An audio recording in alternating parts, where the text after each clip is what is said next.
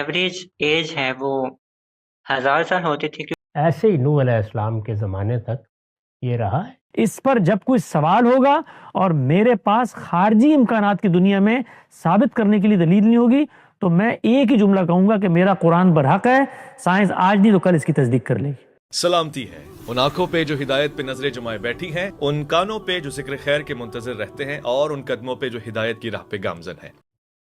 السلام علیکم. وعلیکم السلام.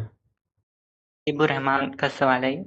رحمان صاحب جی میرا سوال کہ پہلے انسانوں کی جو ایوریج ایج ہے وہ 1000 سال ہوتی تھی، کیونکہ جو سورہ عنکبوت کی آیت نمبر 14 میں ہے کہ وَلَقَدْ أَرْسَلْنَا نُوحًا إِلَىٰ قَوْمِهِ فَلَبِثَ فِيهِمْ أَلْفَ سَنَةٍ إِلَّا 50 عاما، یعنی 50 کم 1000 سال. اور یہ بائبل میں بھی یہی ہے، اور آپ نے بھی البیان میں لکھا ہے کہ ایوریج ایج اس وقت اتنی ہی تھی. اور صحیح بخاری کی حدیث میں بھی ہے کہ حضرت آدم کا جو سائز تھا وہ 60 کیوبٹس تھا، یعنی 60 ہاتھ، اور فیٹ میں کریں گے تو وہ 90 فیٹ بنتا ہے، یعنی بہت ہیوج سائز تھا. اور پھر وہ بعد میں آہستہ آہستہ کم ہوا. جو جیرنٹولوجی ہے وہ بھی اتنی زیادہ ایج کو سپورٹ نہیں کرتی. آرکیولوجی بھی نینڈرتھالز کی اور ہومو سیپینز کی جو شروع کے ہیں ان کی ایج 33 to 40 میکسیمم بتاتی ہے، اس سے زیادہ نہیں کرتی. اور جو ایولیوشن تھیوری ہے وہ تو بالکل ہی اس نظریے کو ریجیکٹ کر دیتی ہیں. اور پھر جو ریلیجیس اسکالرز ہیں وہ ایولیوشن کو تھیوری کہہ کے ریجیکٹ کر دیتے ہیں، اور تھیوری کو ایک مفروضہ کہتے ہیں، صرف ہائپوتھیسس کہتے ہیں. سوال کیجیے. تو میرا سوال یہ ہے کہ اس دو میں تین چیزیں کنٹرڈکشن ہے سمجھ بہت. لیجئے، اور وہ یہ ہے کہ اللہ تعالیٰ نے قرآن مجید میں یہ بتایا ہے کہ انسانی قالب کس طرح سے وجود پذیر ہوا. وہ بہت سے مراحل سے بھی گزرا ہے. عمومی مطالعہ جب بھی کیا جائے گا اسی کے شواہد سامنے آئیں گے. وہ عمومی قانون ہے، ایسے ہی جاری ہے. لیکن جب اللہ تعالیٰ نے دو لوگوں کا انتخاب کر کے ان کو انسانی وجود دیا ہے، یعنی حیوانی وجود تو ہم میں سے ہر ایک کو مل جاتا ہے، ان کو انسانی شخصیت جب دی گئی ہے تو یہ ان انسانوں کی ابتدائی عمر ہے. وہی ملیں گے تو معلوم ہوگا کتنی عمر انہوں نے پائی. یہ کوئی عمومی بات نہیں ہے. یعنی سیدنا آدم کی عمر بہت زیادہ تھی، ان کے بچوں کی عمر اسی طرح. ایسے ہی نوح علیہ السلام کے زمانے تک یہ رہا. یہ چند افراد ہیں جو ابتدا میں زیادہ عمر کے ساتھ جیے تاکہ انسانیت آہستہ آہستہ اپنے قدم جما لے. تو یہ بات ہے جو بائبل میں بیان کی گئی ہے اور قرآن میں بھی بیان کی گئی ہے. اس کے شواہد آپ کہاں ڈھونڈنے کے لیے جائیں گے؟ انہی بزرگوں کی کوئی قبریں وبریں کھول کے دیکھیں، شاید کچھ معاملہ بن جائے. باقی رہ گئے لوگوں کے قد کاٹ، تو وہ بخاری کی روایت ہے، بس اس کو بخاری کے سپرد کر دیں، وہیں بیٹھی ہوئی اچھی لگتی ہے. میرا سوال سمپل سا ہے. میرا سوال نوح علیہ السلام کی ایج کے مطابق ہے کہ گاندھی صاحب اس کو دیکھتے ہیں کہ وہ 950 سال وہ ہو سکتی ہے، 950 سال وہ سنت رہی ہوگی پہلے سے پہلے. لیکن اگر ہم آج جدید دور کی بات کریں، آج ماڈرن سائنس میں اتنی ترقی کر لی ہے کہ ہم دیکھتے ہیں کہ ایسی ایج ابھی تک کہ ہمیں کچھ ایویڈنس نہیں ملے کہ کسی کی ایج اتنی رہی ہوگی. آج کل کے ماڈرن ڈے میں ہم اس کو کیسے اس کو ریکٹیفائی کر سکتے ہیں کہ 900 سال کوئی رہا ہے؟ مطلب آج سب کچھ ریشنل وے سے چل رہا ہے. تو مطلب گاندھی صاحب اس کو قبول کرتے ہیں اپنی قرآن البیان میں، کہتے ہیں کہ اگر 950 سال رہی ہوگی تو رہی ہو. لیکن ایسا کچھ ہے نہیں. ہمیں ایسا کچھ ماڈرن ایویڈنس، ہمیں آج کے ایویڈنس ایسا کچھ ملا نہیں ہے 950 سال. جی تو کوئی خدا کا ایویڈنس مل گیا ہے ماڈرن سائنس میں آپ کو؟ اس کو کس اصول پہ مانتے ہیں؟ خدا تعالیٰ کا کوئی ماڈرن ریشنل سائنس کے اندر کوئی ایویڈنس مل گیا ہے ٹینجیبل جس کی بنیاد پہ اس کو مانتے ہیں؟ دیکھیے ہمیں مطلب فار ایگزامپل ہمارا ہونا یا بہت ساری چیزیں یہاں پہ آرڈر کا ہونا وہ تو ثبوت ہے نا اس سب چیز کا. لیکن یہ جو چیزیں ہیں نا، یہ سب چیزیں ہمارے سامنے اب آ چکی ہے. مطلب یہ ایج اتنی، مطلب یہ 950 کیا چیز سامنے آ چکی ہے؟ کیا چیز سامنے آ چکی ہے؟ کائنات کی ابتدا آپ کے سامنے آ چکی ہے، اسی طریقے سے انسانیت کی تاریخ آپ کے سامنے آ چکی ہے. کیا چیز سامنے آ چکی ہے؟ ہمیں اس کا کوئی ایویڈنس نہیں ملا ہے. نہیں، ہمیں ایویڈنس اگر دلیل ہے، بنیاد ہے، تو پھر تو دین کے اصولی مقدمات کو سب سے پہلے، یعنی علم کے اندر ہمیشہ یہ دیکھا جاتا ہے کہ آپ کو جو اصول و پرنسپل آپ اپنائیں گے اس میں کنسسٹنٹ رہنا ہے. تو اگر تو پرنسپل اور اصول یہ ہے کہ جب تک کسی چیز کا ٹینجیبل ریشنل ایویڈنس نہیں ملتا اس کی بنیاد پر وہ چیز قابل قبول نہیں ہو سکتی تو پھر تو دین کے سارے باقی مقدمات پر بھی سوال اٹھتے ہیں. معجزات کا کوئی ٹینجیبل ایویڈنس آپ کو مل گیا ہو آج تک تو آپ بتائیے.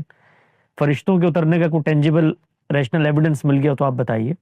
تو سوال یہ ہے کہ دین کو میں مانتا ہوں اس بنیاد پر کہ میرا عقلی اطمینان ہے کہ یہ رسالت مآب صلی اللہ علیہ وسلم کو اس کے خالق نے دی تھی.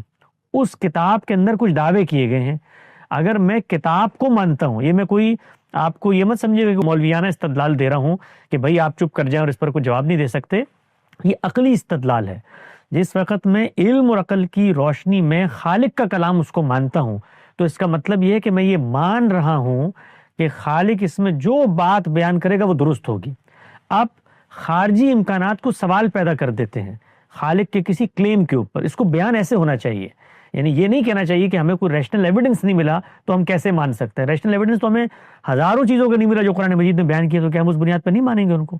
ہم مانتے اس بنیاد پہ ہیں کہ اللہ تعالیٰ نے یہ کتاب برحق نازل کی ہے, اس کے اندر جو چیزیں ہیں وہ ٹھیک ہیں. اس کو مولانا امین حسن اصلاحی نے قرآن مجید میں ایک مقام پر بیان کیا.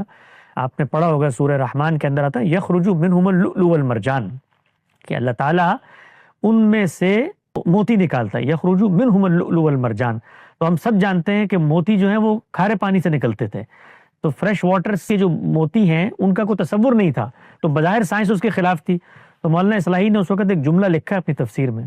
انہوں نے کہا کہ خود سمندر بھی آ کر مجھے کہے گا نا کہ موتی نہیں نکلتے, میں تب بھی نہیں مانوں. کیوں؟ کیونکہ میں خالق کے جس کلام پر ایمان لاتا ہوں وہ کلام اس لیے نہیں ایمان لاتا کہ خارجی امکانات اس کی تائید میں ہو گئے ہیں یا سائنسی یا ریشنل حقائق اس کی تائید میں ہیں, بلکہ اس پر ایمان کے کچھ اور الگ تقاضے ہیں, کچھ اور مراحل ہیں جس وجہ سے ہم اس کو مانتے ہیں. تو سب سے پہلے سوال ہمیں درست کرنا چاہیے. سوال یہ ہونا چاہیے ہے کہ قرآن مجید نے جو ایک دعویٰ کیا ہے اس وقت کی معلوم تاریخ یا معلوم سائنس اس دعوے کی تصدیق نہیں کرتی. اگر تو یہ سوال ہے تو میں اس کا جواب ایک لفظ میں دے دیتا ہوں.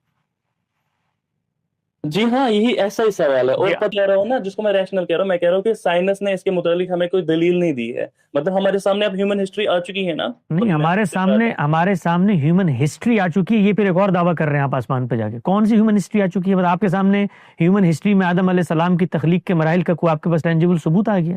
کون سی ہیومن ہسٹری آ چکی؟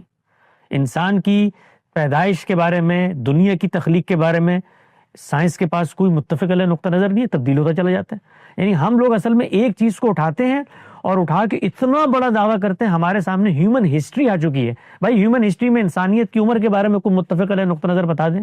وہ 3 لاکھ سال ہے, یعنی معلوم تاریخ ہمارے پاس 5000 سال سے زیادہ کی نہیں. ہیومن ہسٹری آ چکی ہے ہمارے پاس. کہاں سے آ چکی ہے human history? I mean to say کہ جو ہمارے سائنٹیفک صرف اتنی بات کریں, اس وقت جو موجودہ سائنس ہے اس میں مجھے اس دعوے کی تائید میں کوئی دلیل نہیں ملتی. اس سے بڑے بڑے دعوے نہ کریں. ہمارے سامنے یہ ہو چکا ہے, ہمارے سامنے وہ ہو چکا ہے, کچھ بھی نہیں ہوا آپ کے سامنے اس وقت تک. اس طرح کے معاملات ہو گیا ہوگا ایگزیجریٹ, لیکن یہ ہماری ایج جو ہے نا, ایج جو بھی ہمیں سیمپلز میں بس سیدھا سا دعویٰ ہے نا, اتنا سا دعویٰ ہے بھائی, سیدھا سا دعویٰ ہے. اس کی بنیاد پر یہ ریشنل تھنکنگ اور ایسی مروبیت جو سائنس سے دل میں پیدا ہو جاتی ہے, جو سائنس اپنے بارے میں خود کبھی یہ دعویٰ نہیں کرتی, جو ہم کمزور مسلمان جو ہیں وہ سائنس کے سہارے پہ قرآن مجید میں جا کے اعتراضات شروع کر دیتے ہیں. اتنی سی بات ہونی چاہیے کہ ایک دعویٰ جو قرآن مجید میں آیا ہے بظاہر اس وقت سائنس اس کی کوئی ریشنل توجیہ کرنے کی جگہ پر نہیں کھڑی ہوئی. اتنا سا سوال ہے. تو اس سوال کا جواب یہ ہے کہ انتظار کیجئے, ہو سکتا ہے سائنس اس کو ایک مقام پر پہنچ کے دریافت کر لے, اور اگر نہیں بھی دریافت کرے گی تو مجھے کوئی فرق نہیں پڑتا.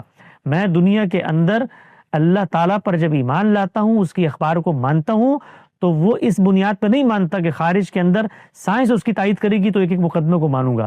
میں پیغمبر کی صداقت پر ایمان لاتا ہوں, اس کی بنیاد پر یہ کلام الہی کو کلام الہی سمجھتا ہوں, اس کے ہر دعوے کو آنسوئے افلاک سے نازل ہوا سمجھتا ہوں. اس پر جب کوئی سوال ہوگا اور میرے پاس خارجی امکانات کی دنیا میں ثابت کرنے کے لیے دلیل نہیں ہوگی, تو میں ایک ہی جملہ کہوں گا کہ میرا قرآن برحق ہے, سائنس آج نہیں تو کل اس کی تصدیق کر لے گی.